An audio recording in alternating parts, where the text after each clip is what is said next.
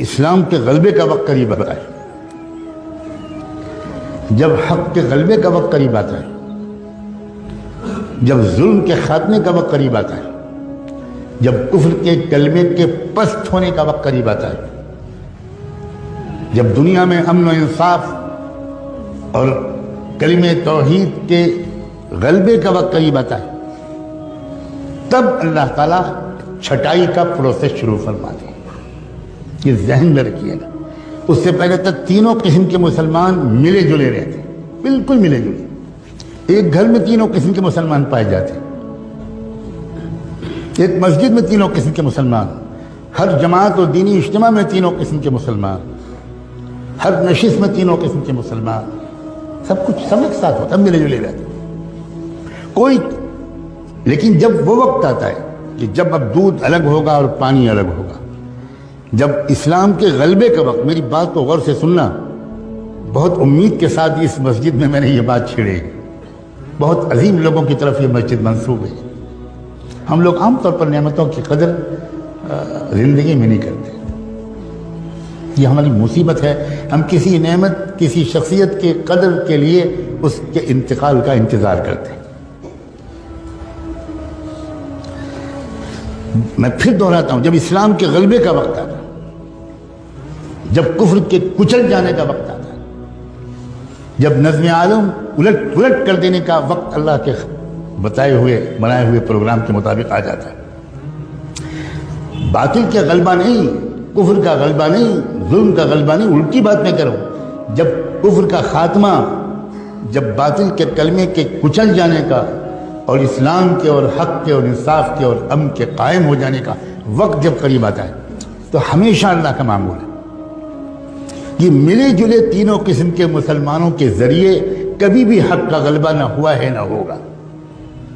اس سے پہلے اللہ تعالیٰ ایک پروسیس شروع کرتے ہیں، ایک ترتیب ہے اللہ تعالیٰ کی، وہ یہ کہ چھانٹ دوں گا میں پہلے قسم کے مسلمانوں کو الگ کر دوں گا، اور دوسرے قسم کے مسلمان بھی پیچھے پیچھے ان کے ساتھ رہیں گے، لیکن تیسرے قسم کے ایک انسان کو بھی میں اپنے مقبول بندوں اور بندیوں کے ساتھ کھڑے رہنے کی اجازت نہیں دوں گا۔ پھر میل تو چھٹے گا، الگ ہوگا۔ اور اس کا طریقہ کیا ہوتا ہے؟ اس کا طریقہ اللہ کی طرف سے یہ ہوتا ہے کہ کفر ظلم شروع کرتا ہے، ستانا شروع کرتا ہے، بڑھتا چلا جاتا ہے ظلم، ٹارچر ہوتا ہے، چلتے پھرتے مسلمانوں کو مارا جاتا ہے، جیلوں میں ٹھوسا جاتا ہے۔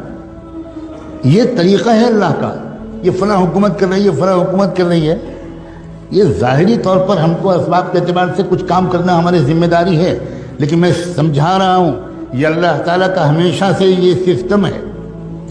اُذِينَا مِن قَبْلِ أَن تَأْتِيَنَا وَمِن بَعْدِ مَا جِئْتَنَا، بنو اسرائیل کے لوگوں نے موسیٰ علیہ السلام سے کہا تھا کہ پہلے بھی ہم ذلیل سمجھے جاتے تھے، فرعون کے لوگ ہم کو دلتوں سے زیادہ بدتر سمجھتے تھے، ہمیں غلامی کی زنجیروں میں جکڑ رکھا تھا، آپ آئے، ہم نے آپ پر ایمان ہم نے قبول کیا، ہم نے آپ کا ساتھ دیا، اس کے بعد بھی وہی ظلم ہم پر ہو رہا ہے۔ وہ ظلم اور ظلم میں فرق تھا۔ چنانچہ موسیٰ علیہ السلام نے بعد میں جو جوابات دیے اور بعد میں اس قوم کی تاریخ نے جو مرحلے طے کیے، تو اس نے بتایا کہ بہت فرق تھا ان دونوں قسم کو ظلم میں۔ چھٹائی لازمی ہے، لِيَمْحِصَ اللَّهُ الَّذِينَ آمَنُوا لِيَمِيزَ اللَّهُ الْخَبِيثَ مِنَ الطَّيِّبِ، قرآن نے 20 جگہ یہ بات بیان کی۔ چھٹائی تب ہوتی ہے، یہ ایک بات میں تیسری چوتھی بار دوہرا رہا ہوں، جب اسلام کے غلبے کا وقت قریب ہوتا، اس وقت اللہ تعالیٰ یہ برداشت نہیں کرتے کہ تیسری قسم کے لوگ یہ دوسری اور پہلی قسم کے والوں کے ساتھ رہے۔ احد کی جنگ میں اللہ کے رسول نکلے صحابہ کو ساتھ میں لے کر، اور یہ تیسری قسم کے لوگ بھی ساتھ تھے، جو اندر سے کچھ اور تھے، اوپر سے کچھ اور تھے، اور یہ بھی ساتھ چلے، مگر راستے میں 300 اس تیسری قسم کے لوگ حضور کا ساتھ چھوڑ کے الگ چلے گئے۔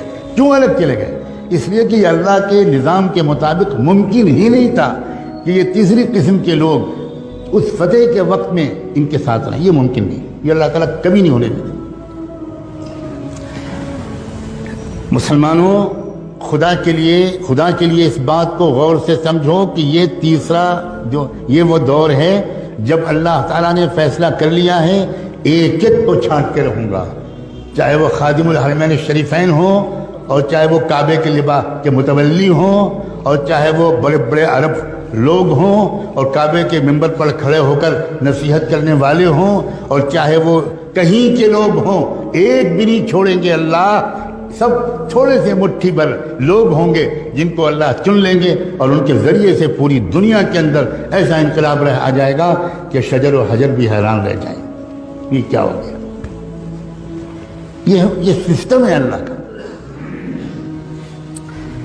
چھٹائی شروع ہو چکی ہے بڑی تیزی کے ساتھ، اور شروع بھی اللہ نے کہاں سے کی ہے چھٹائی؟ میرے منہ پر الفاظ نہیں آ سکتے کہ کہاں سے چھٹی ہوئی ہے۔ بدأ الاسلام غریبا وسيعود غریبا کما بدا، وہاں سے چلے۔ اللہ تعالیٰ کے کوئی رعایت نہیں، تم ہاشمی ہو، تم مطلبی ہو، تم مکی اور مدنی ہو، تم قریشی ہو، اور تم فلاں ہو، اور تم سعودی ہو، اور تم یہ ہو اور وہ ہو، ہم تمہاری اندرون کی باتوں کو جانتے ہیں۔ وَمَن يَتَوَلَّهُ مِنْكُمْ فَإِنَّهُ مِنْهُمْ۔ یہ ہے دور، یہ عام دور نہیں ہے، یہ چھٹائی کا زمانہ ہے۔ آخری موقع ہے سنبھلنے کا، آخری موقع ہے توبہ کا، اور اپنی وفاداری کو ٹھیک کرنے کا۔ صرف ٹوپی پہن لینے کا نام بدلنا نہیں ہے، صرف کرتا پجامہ اور داڑھی کا نام بدلنا بالکل نہیں ہے۔ ہمیں جائزہ لینا پڑے گا کہ کیا ہم اسلام کے وفادار ہیں یا اپنی پارٹی کے وفادار ہیں، اپنی سیاسی پارٹی کے وفادار ہیں، اپنے لیڈر کے وفادار ہیں، اپنے پیٹ کو شرمگاہ کے وفادار ہیں، اپنی ذاتی انٹرسٹ اور اغراض کے وفادار ہیں۔ قدم قدم پر ٹکراؤ ہوگا، قدم قدم پر ٹکراؤ ہوگا۔ ایک طرف تقاضا ہوگا اسلام کی وفاداری کا، اس میں ممکن ہے تکلیفیں آئیں، بالکل آئیں گی، بالکل آئیں گی، جیل بھی آئے گی، پھانسی بھی ہوگی، سزائے موت بھی ہوگی، فقر و فاقہ بھی ہو سکتا ہے، پتہ نہیں کیا کیا ہو سکتا ہے۔ یہ تو بالکل یقینی بات ہے کہ چھٹائی لازمی ہے، مگر عجیب بات ہے یہ حالات اور یہ چھٹائی، خدا کرے اتنی ہی بات سے آپ سمجھ گئے ہوں، یہ انتہائی شاندار مستقبل کی علامت ہے۔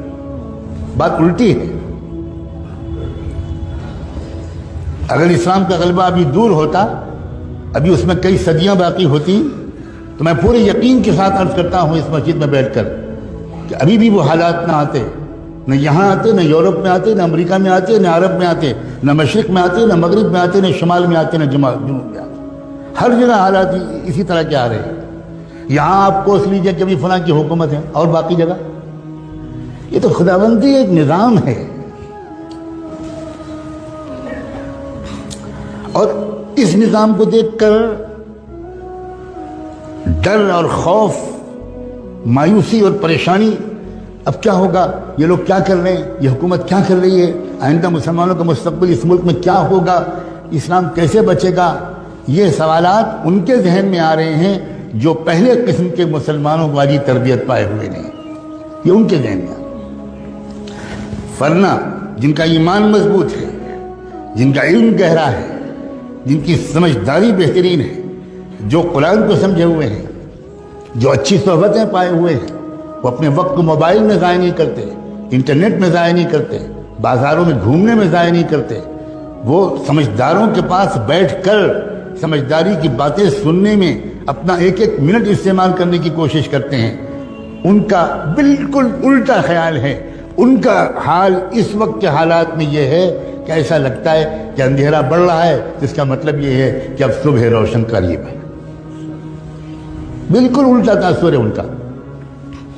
ان کو فکر جانتے ہیں کس بات کی ہے؟ میں صاف کہنا چاہتا ہوں، پہلی قسم کے اس وقت جو ایمان والے ہیں ان کو فکر یہ ہے کہ میرا بھی شرکت، میری بھی اس فتح والی مہم میں ہو پائے گی کہ نہیں ہو پائے گی، یہ فکر ہے۔ فتح تو ہوگی، الا ان نصر اللہ قریب۔ اس ملک کو بھی پہچاننا مشکل ہوگا، اس کے چپے چپے سے کلمہ توحید کی آواز آئے گی۔ یہ چمن معمور ہوگا نغمہ توحید سے، یقیناً اس میں کوئی شک نہیں ہے۔ فکر جو ہے اس پہلی قسم کے لوگوں کو وہ یہ کہ میری شرکت، میری اولاد کی شرکت، میرے جگر کے ٹکڑوں کی شرکت، میرے شاگردوں کی شرکت، میرے دوستوں کی شرکت، میرے قریبی لوگوں کی شرکت اس مہم میں ہو پائے گی کہ نہیں ہوگی۔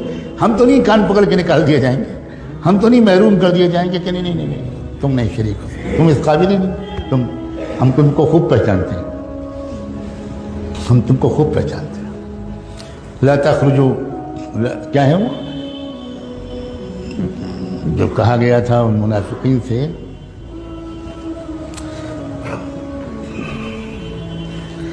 تم کبھی نہیں نکل پاؤ گے، بہت سخت ترین آئے تھے وہ۔ جن لوگوں نے دھوکہ دیا تھا اسی تبوک کے موقع پر ان سے اللہ نے کہا ان سے کہہ دو کہ تم کو کبھی بھی راہ جہاد میں نکلنے کا موقع نہیں ملے گا۔ لن تقاتلوا معي عدوا ولن تخرجوا معي ابدا، کسی دشمن سے مقابلے میں کبھی تم کو میرے ساتھ دینے کا موقع توفیق نہیں ملے گی، اور کبھی تم آئندہ راہ خدا میں میرے ساتھ نکل نہیں سکو گے۔ صاف صاف لن تخرجوا معي ابدا۔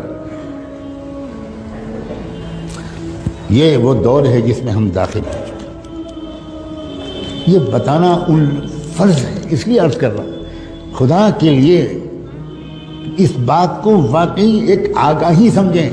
اسی لیے میں نے وہ دوسری آیت پڑھی تھی، فَفِرُّوا إِلَى اللَّهِ إِنِّي لَكُمْ مِنْهُ نَذِيرٌ مُبِينٌ۔